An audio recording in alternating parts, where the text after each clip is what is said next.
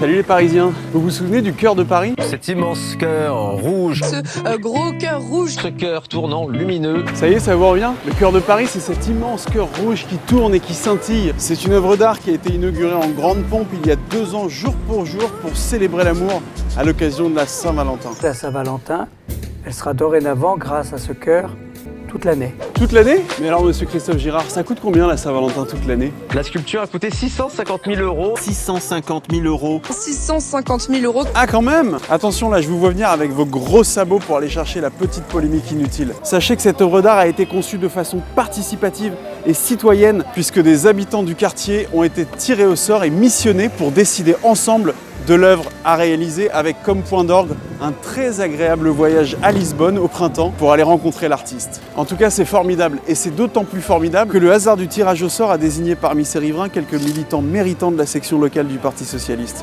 Comme quoi, le hasard fait bien les choses, surtout à Paris. Qu'en est-il aujourd'hui de cette œuvre d'art qui a coûté 650 000 euros aux contribuables? Eh bien voilà, le cœur de Paris ne tourne plus et il ne scintille plus, de jour comme de nuit.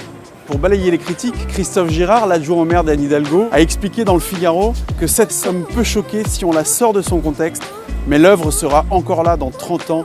J'assume cette audace. Alors remettons l'œuvre dans son contexte. Au mieux, c'est juste un dépotoir. Au pire, c'est un point de rendez-vous pour tous les trafiquants de cigarettes et les vendeurs à la sauvette. Alors vous avez raison, cette œuvre, elle sera encore là dans 30 ans. Mais dans quel état ?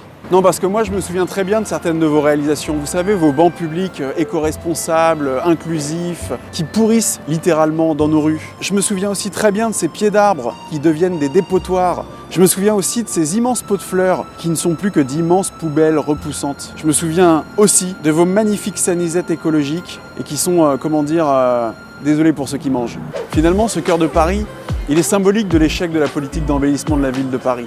Des réalisations hors de prix, à l'esthétique discutable, sans aucune maintenance, aucun entretien, et qui finissent abandonnées comme des épaves urbaines quelques mois à peine après leur installation ou leur inauguration.